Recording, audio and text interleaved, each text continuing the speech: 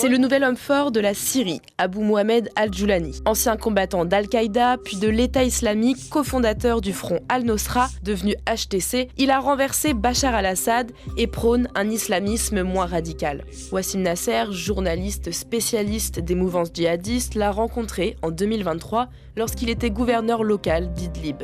J'arrive à Idlib, les premiers trucs qui me frappent, c'était l'absence de présence militaire. Il n'y avait pas de gens calaches en bandoulière partout, non. Il y avait des policiers qui faisaient la circulation. Pas de cheveux au vent parce que Idlib est une zone, une région rurale conservatrice. Mais en tout cas, il n'y avait pas de police islamique qui imposait une tenue ou une autre. L'objectif d'al-Joulani, c'est de passer du statut de guerrier révolutionnaire à celui d'homme d'État respectable. Pour cela, il change même de nom. Abou al-Joulani devient Ahmed al-Chara, son véritable nom de naissance, et abandonne ainsi son nom de guerrier. Celui qui, désormais, rejette un djihad global, veut se construire une nouvelle image et mise sur un islamisme pragmatique. Un des trucs les plus intéressants qu'il m'avait expliqué, c'était pourquoi il a dissous la police islamique. Il m'a dit, la police islamique, il n'y a rien de chariatique qui nous impose cela. Les exemples qui existent en Iran ou sous l'État islamique ou même en Arabie Saoudite, c'est pas des exemples probants. Moi, j'estime qu'on peut pas forcer les gens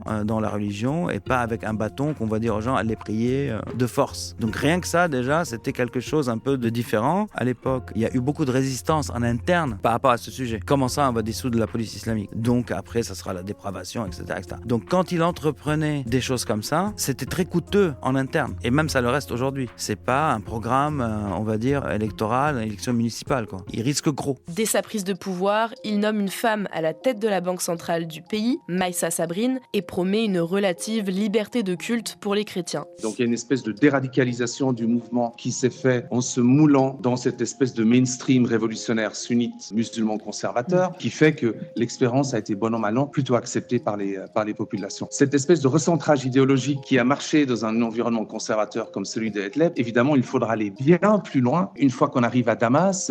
Cette stratégie de déradicalisation n'est pas anodine. HTC veut sortir de la liste des organisations terroristes de l'Occident et puis lever les sanctions économiques qui pèsent sur le pays depuis 2011 lors de la guerre civile. Et là, maintenant, on va avoir une vraie compétition et je pense à venir une polarisation potentiellement dangereuse entre ceux qui s'affirment sur une ligne non islamiste, voire séculaire, et ceux qui pousseraient le curseur plutôt vers une vision beaucoup plus dure et radicale. Si Abou al-Joulani a troqué son turban pour un costume, les minorités du pays restent inquiètes de cette prise de pouvoir.